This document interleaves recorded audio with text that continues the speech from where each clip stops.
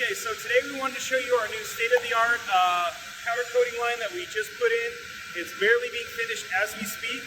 Once this is up and running, we'll be able to produce furniture out of here, and it'll be shipped directly to your stores.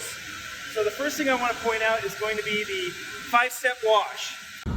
So what you have in front of you is our new 5-step wash that prepares the furniture to receive the frame. And the 5 steps are going to be a cleaner rinse to remove all the dust and dirt from being in the factory, a reverse osmosis water rinse, a phosphate-rich rinse that prepares the surface of the frame to receive the finish, another reverse osmosis rinse, and then finally a sealer rinse so when it goes into the dry-off oven, you don't get any hard water deposits. Okay, so up next we have our new primer booth. Very similar to the primer booth in Ontario, we're spraying a zinc-rich primer that has a protective quality that you're going to want on any type of metal furniture.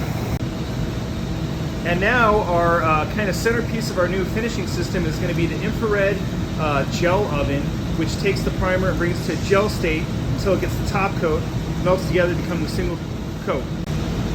This is going to be the largest infrared oven that the manufacturer of this booth has ever made.